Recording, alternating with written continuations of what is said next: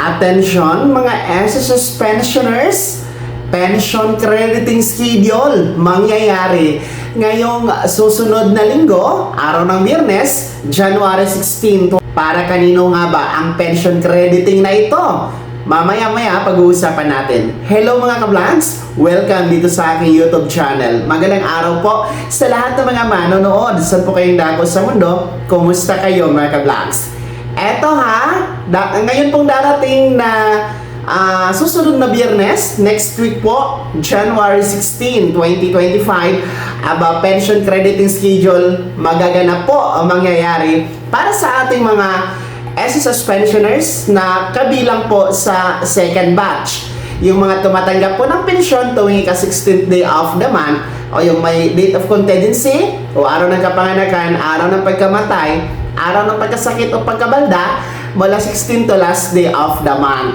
Ang inyo pong January 2026 pension crediting schedule ay sa susunod na linggo na nga po, no? January 16, araw po yan ng Biyernes.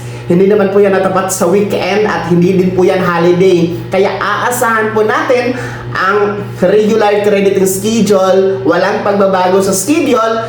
January 16, naka-fix po yan mga second batch SSS pensioners. Well, para kasi sa ating mga unang batch, no?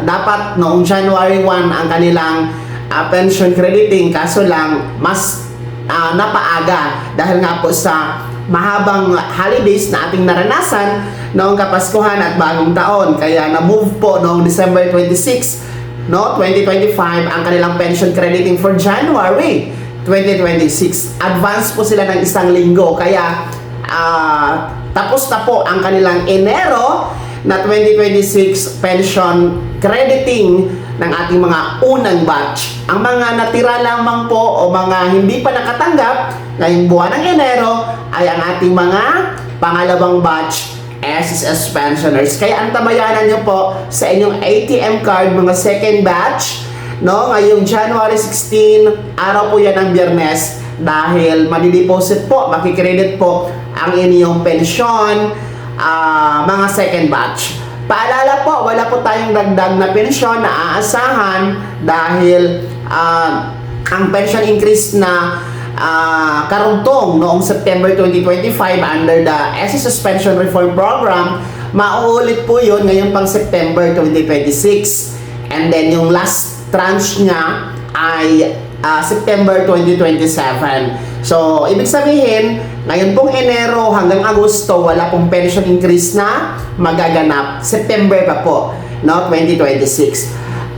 Pangalawa, yung atin pong tinatawag na second tranche, SSS pension increase, hindi pa po yan maibibigay rin. No, wala pa pong pondo dyan mga ka-vlogs. Well, ang SSS po ay malinaw naman po ang pahayag na hindi talaga mapupunduhan pa ang pangalawang tranche dahil napakalaking halaga. Ang kailangan dito, roughly nasa 42 to 45 billion pesos ang kailangan para po ma-release ang pangalawang tranche. Wala naman pong abiso ang SSS na ito'y hindi na ibibigay at wala din pong abiso na ito ay ibibigay pa, no? Para siyang nakahang lang mga ka-vlogs, no? Siguro ang pondo talaga ang problema dito. Let's see kung mahahanapan ito ng pondo ng SSS at kung paano makatulong po ang ating pamahalaan bilang ito naman po ay state-run insurance corporation, ang SSS mga ka-vlogs. Sa ngayon po, yung House Bill 1506 dyan sa Kongreso na final po ng SSS-GSIS Pensionado Party List, no, sa pangunguna ni Representative Rolando Ledesma Makasait, ay isa po yan sa ating aabangan kung yan po ay maa-approve ba dyan sa Kongreso mga ka-vlogs, dahil magbibigay po yan ng mandatory o mandato sa SSS na magpatupad ng 1,000 piso na pension increase sa SSS maging po sa GSIS pensioners. So, wala pa naman pong pagbabalik na sesyon ang Kamara, I think next week pa, no? Isa din po yan sa ating tututukan kung ano na po ba ang update sa House Bill 1506 na yan mga ka-vlogs. Well, uulitin ko mga SSS pensioners, na kabilang po sa pangalawang batch ang inyo pong January 2026 pension crediting schedule. Magaganap po next week, araw ng Biyernes, January 16, 2026. Ay naman mga second batch SSS pensioners, ano po yung comment o attraction sa balitang ito? Ibahagi niyo po sa comment section na nasa baba. Pakirakip ng buong pangalan at kung taga saan kayo. Kung bago ka pa lang sa aking channel o di ka pa nakasubscribe, i-click niyo muna ang subscribe button na nasa baba. Huwag kalimutan na pindutin ang notification bell, ilagay sa all para una ka sa mga balitang i-upload ko. God bless, mag-ingat ang lahat. Maraming salamat po mga ka-vlogs.